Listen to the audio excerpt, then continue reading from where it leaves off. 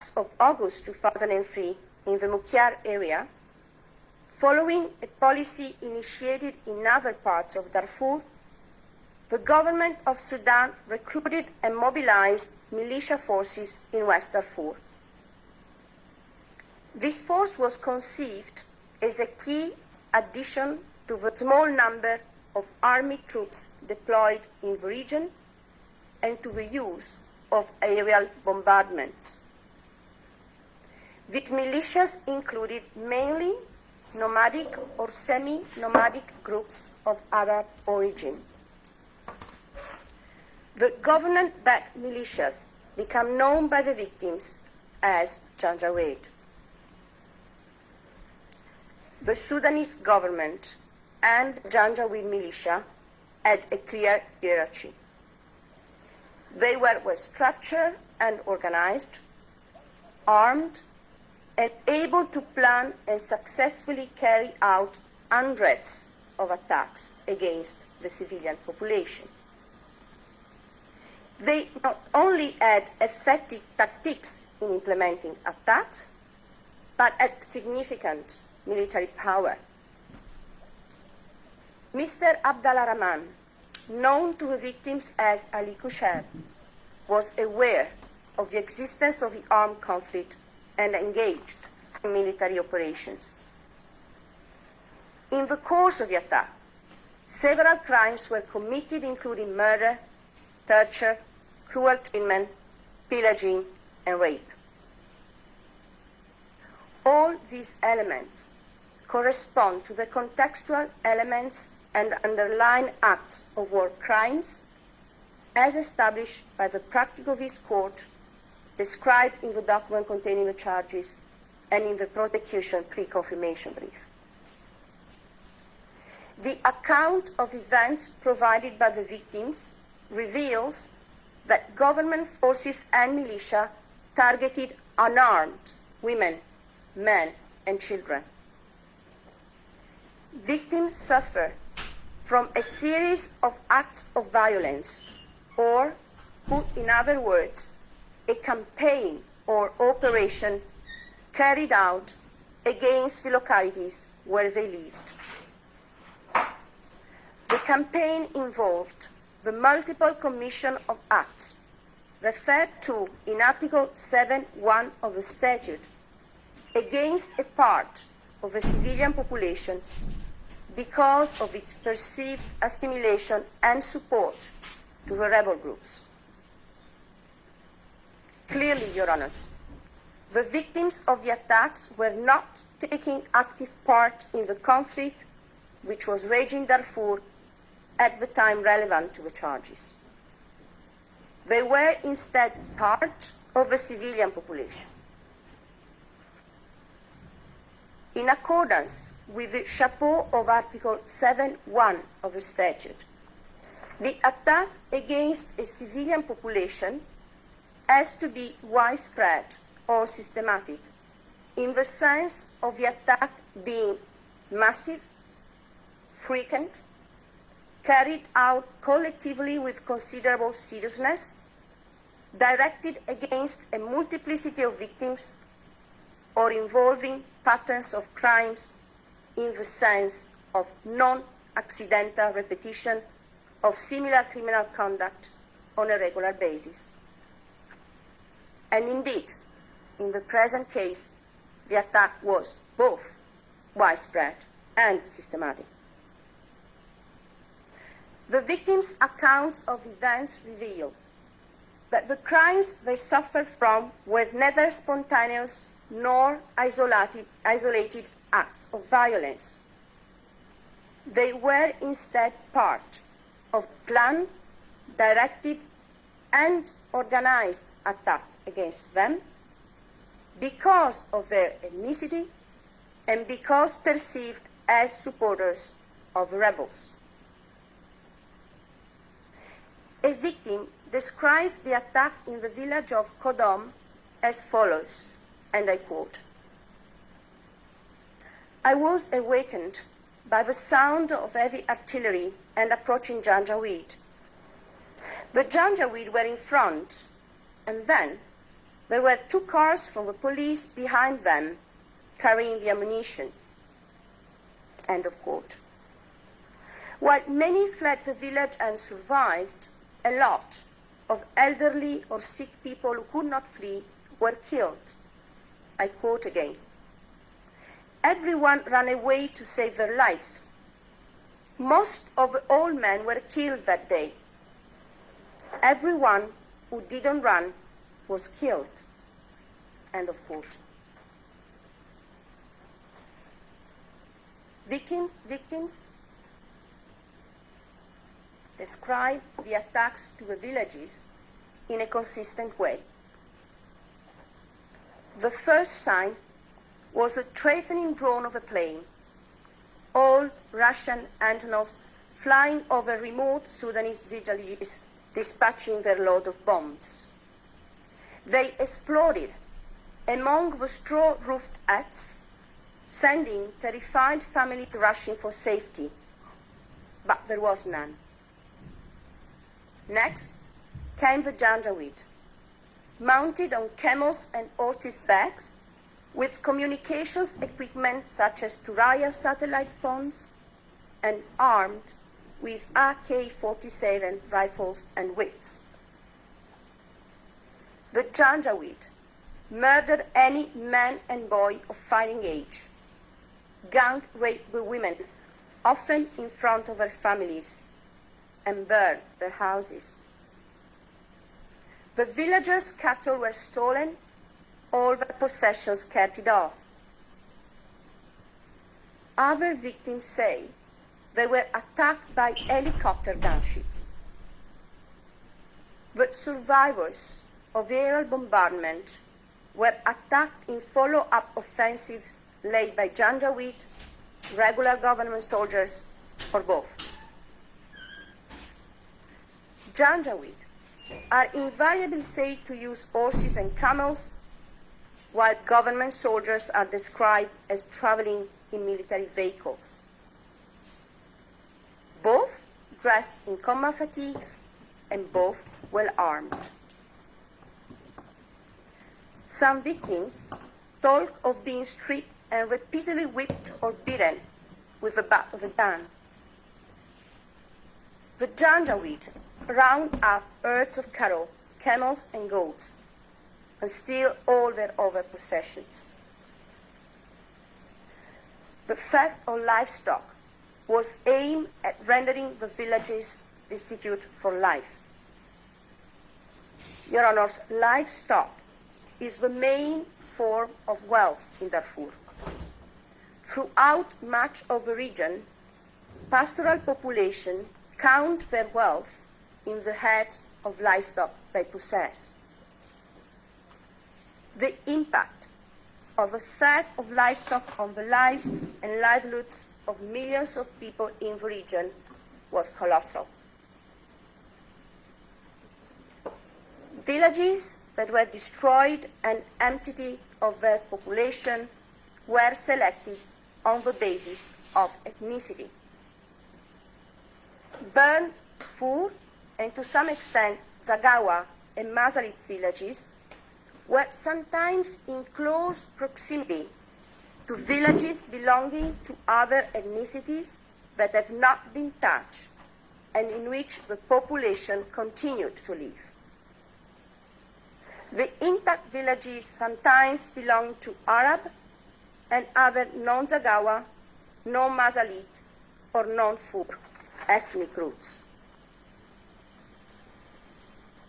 The attack launched against the civilian population was conducted pursuant to or in furtherance of an organizational policy. The evidence presented by the prosecution suggests that since the beginning of the rebel insurgency in February 2003, and in particular since the escalation of the conflict in mid-2003, the government of Sudan pursued a military strategy deliberately targeting the civilian population through a combination of indiscriminate and deliberate aerial bombardments, a scorched earth campaign, and denial of access to humanitarian assistance. The evidence points to a systematic campaign by government forces and allied militias to violently force rural civilians from their homes and render them destitute and corralled in government towns and towns.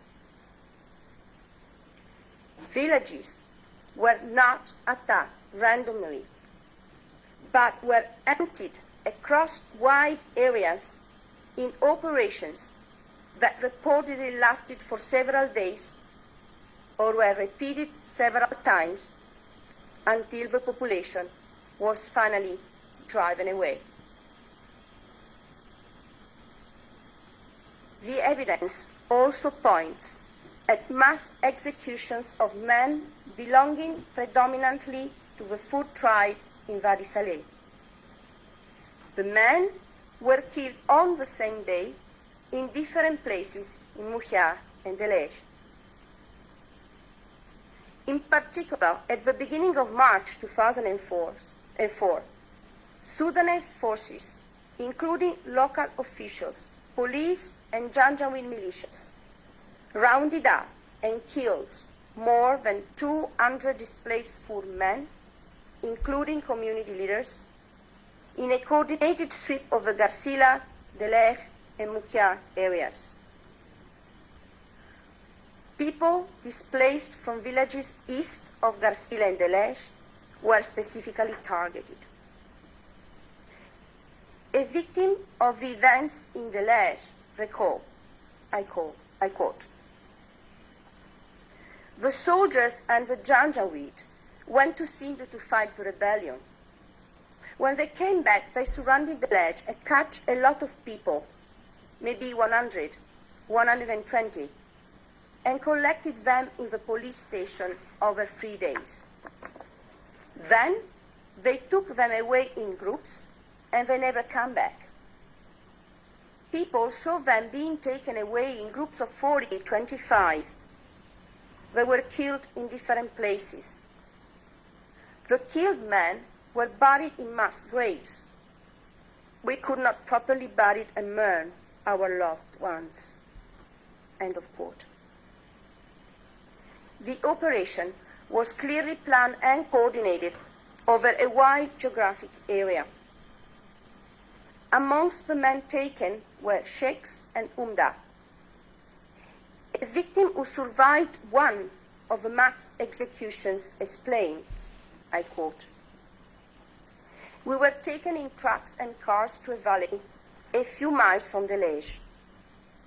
Then they lined us up, made us kneel down and bend our heads, and shot us from behind. I was left for dead. When the Janjaweed left, I waited for some time, maybe half an hour, and then I ran as fast as I could back to Delej. When I arrived at home, my wife was scared and terrified in seeing me. My clothes were covered in blood, and I was in really bad state." End of quote. Victims who survived, managed to escape, or were relieved, all recall the atrocities they suffered from, obliged to lay down on their stomach for hours in the overcrowded police station, or tied to trees or in the ground in the open area outside the police station, with no water or food, some for days, repeatedly humiliated, mistreated, tortured. In Mukyar, event followed a similar pattern. These elements correspond to the interpretation by different pre-trial chambers of this court of the policy requirement and of the notion of organization, which cannot be understood in a restrictive way. All these factors correspond to the contextual element of crimes against humanity, as identified in the practice of the court, described in the document containing the charges, and in the prosecution pre-confirmation brief. In May 2004, The United Nations High Commissioner for Human Rights issued the report on the situation of human rights in the Darfur region of Sudan. He stated that the situation in Darfur was characterized by the following features. I quote: A. Repeated attacks on civilians by the military forces of the government of Sudan and its proxy militia. B. The use of indiscriminate aerial bombardments and ground attacks on unarmed civilians. C. The use of disproportionate force by government and Janjaweed. D. Janjaweed operated with total impunity and in close coordination with the forces of the government of Sudan. E. The attacks appear to have been largely ethnically based, with the groups targeted being essentially Fur, Zagawa, Mazali tribes, which are reportedly of African origin. F. The pattern of attacks on civilians include killing, rape, pillage, including of livestock, destruction of property, including water sources. And G. There has been massive, often forced displacement of much of the population of Darfur. End of quote. Your Honors, I will not address in detail the charges against the suspect. The prosecution has provided ample illustration of the type of crimes committed. For the purpose of my presentation today, I will limit my observation to two specific matters of specific importance for the interest of the victims we represent.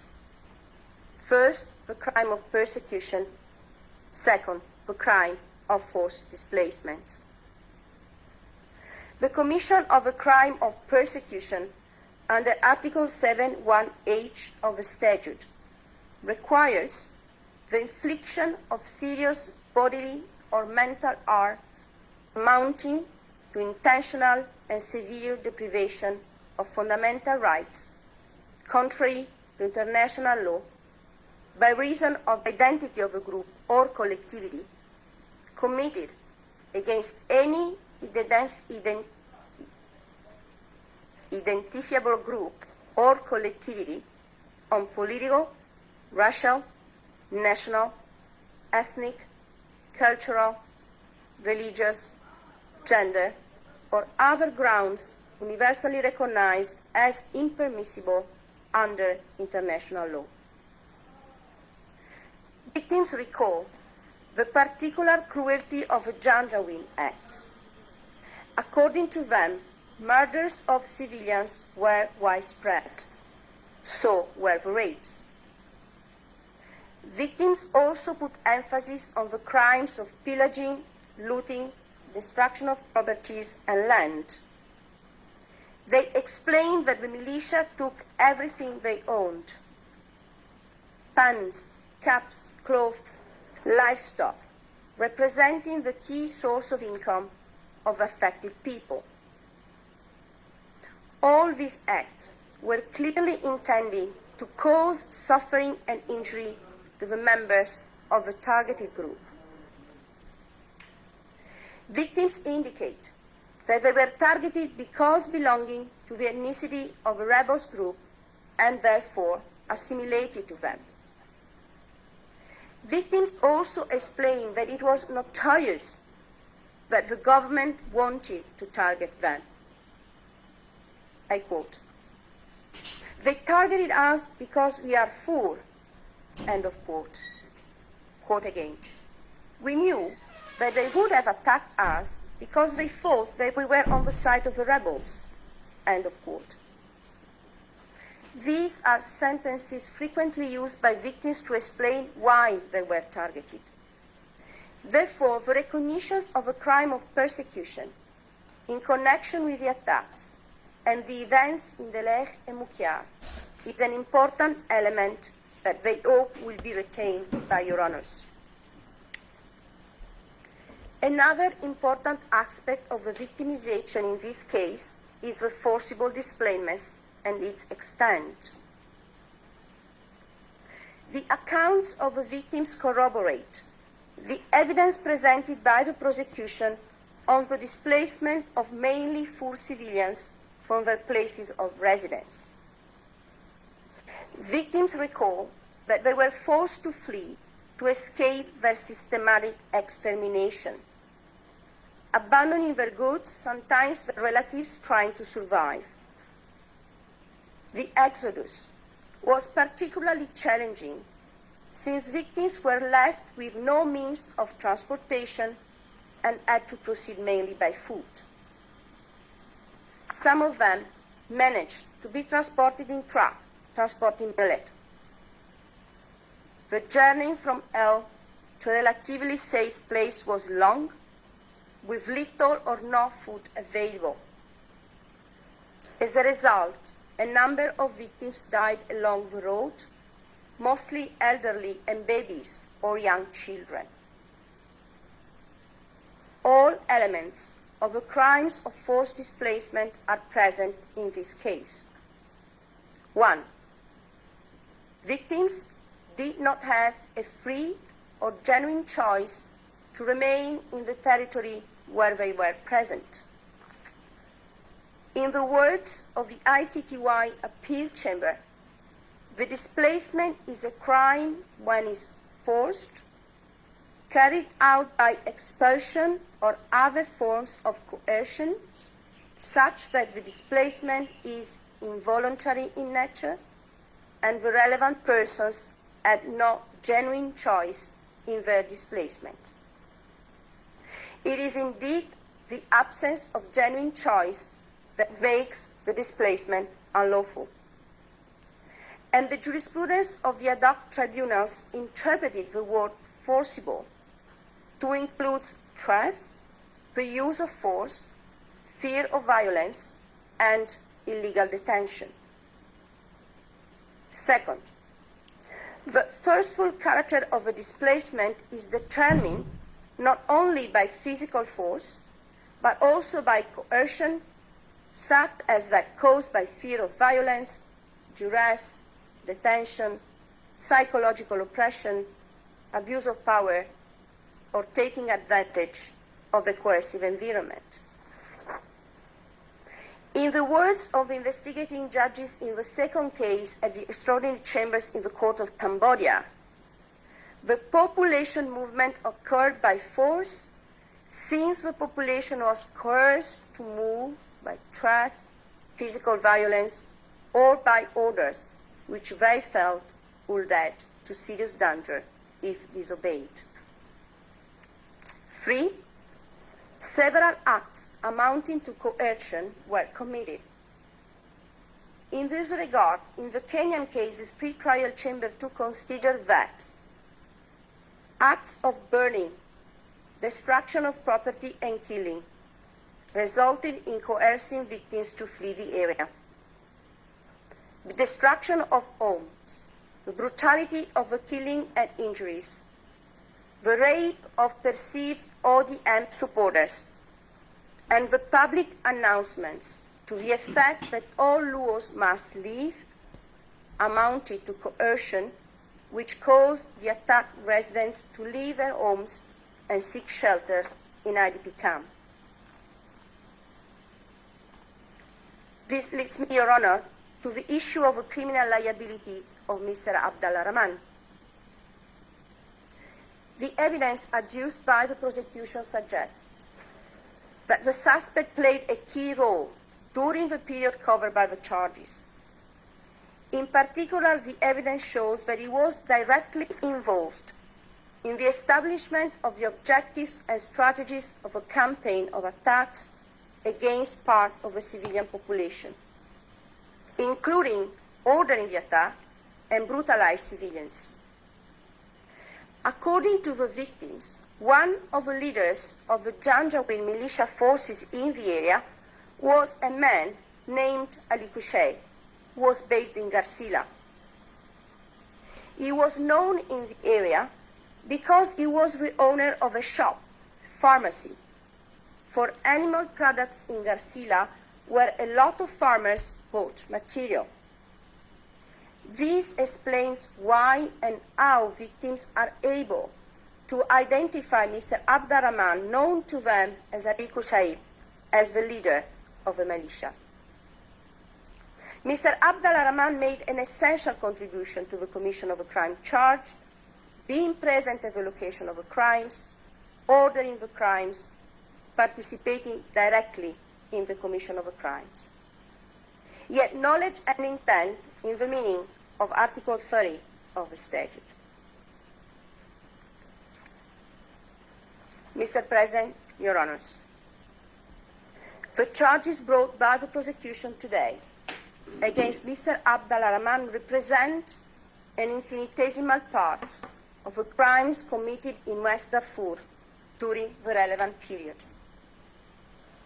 Victims indicate that between at least August 2003 and March 2004, Janjaweed and government forces attacked several villages, predominantly Fur, in the areas surrounding Belej, Garcia, Muhyar, and Skataya, including Arawala, Forgo, Taringa, Andi, Fere, Cascadi, Seder, Gauzir, Unjaimena, Tendi, and Tiro. In their accounts, victims recall that between 14 and 17 August 2003, at least 7 villages in the area were attacked by government and militia forces. By November 2003, towns like Bindisi and Mukyar more than tripled in size due to the arrival of displaced people from the surrounding villages.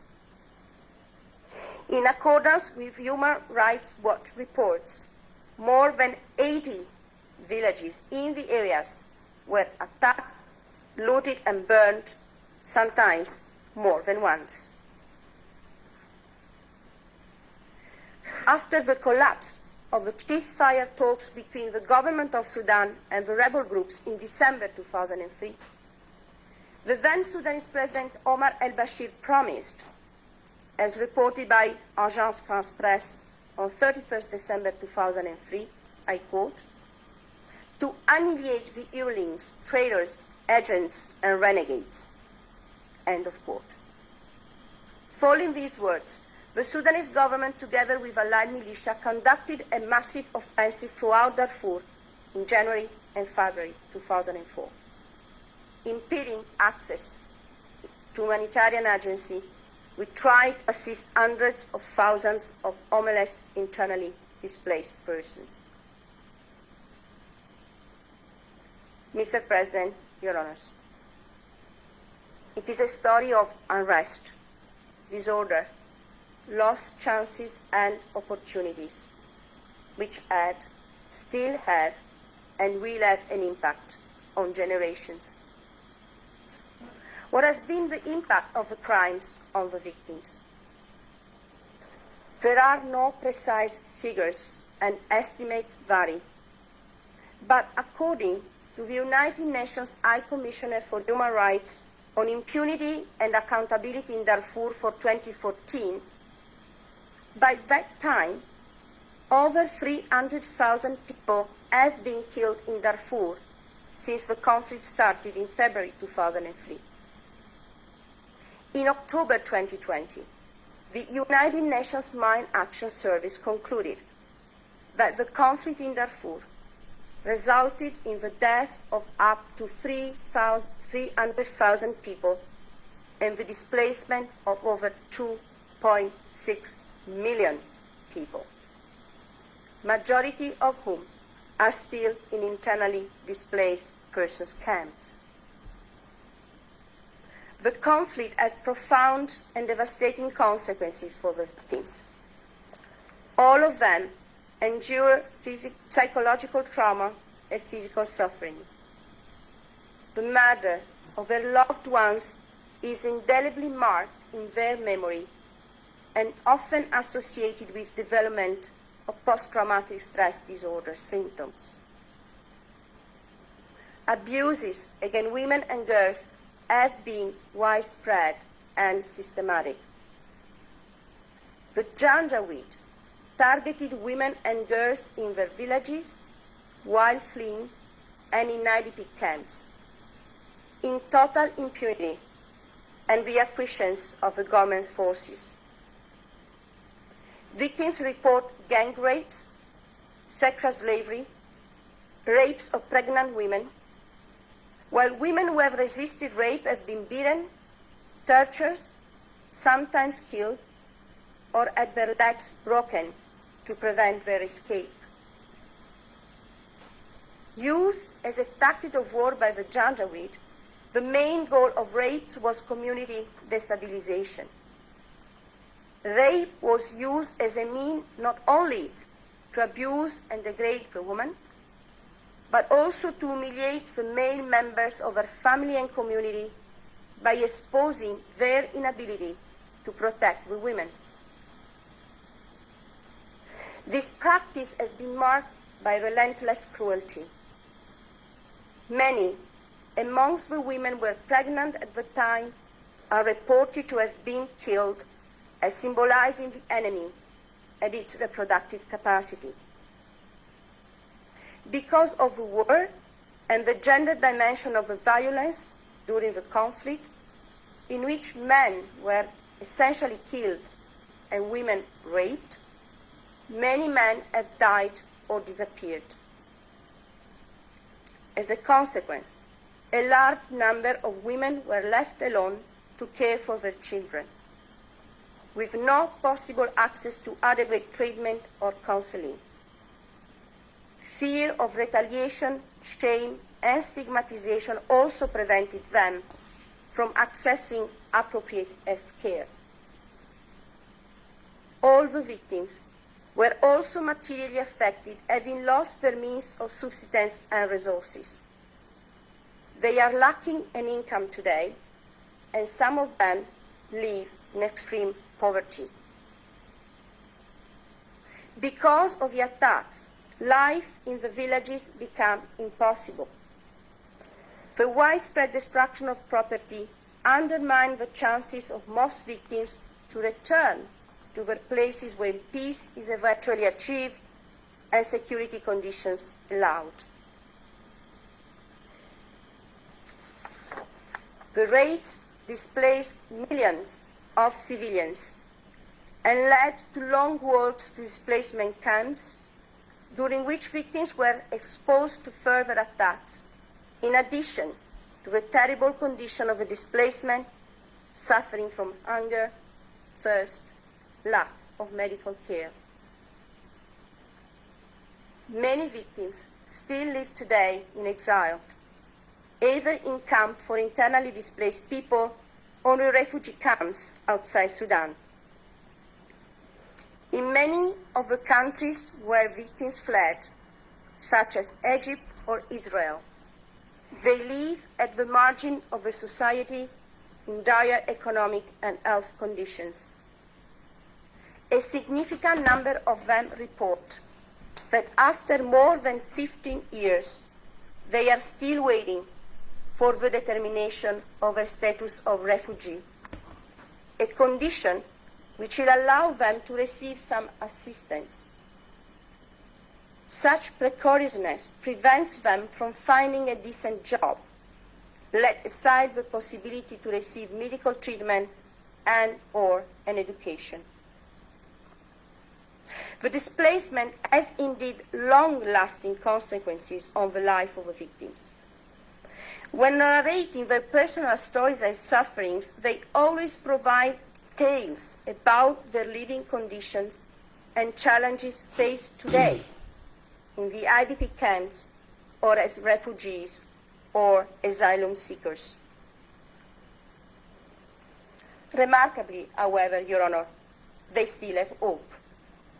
When asked about the future, most of the victims say they want to go back to Darfur, when Darfur is safe and when they can get back their lands. Mr. President, Your Honors, the start of these proceedings has finally given victims hope.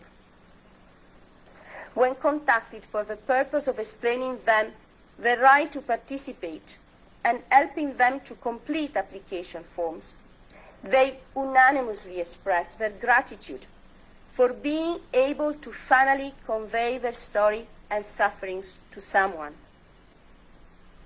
They want the judges to know what happened to them, but they also insist on indicating that their quest for justice will be satisfied only when the full extent of the crimes committed and of their victimization will be recognized. For victims, these proceedings represent a starting point. They hope that the trial will follow and that further investigations will be conducted.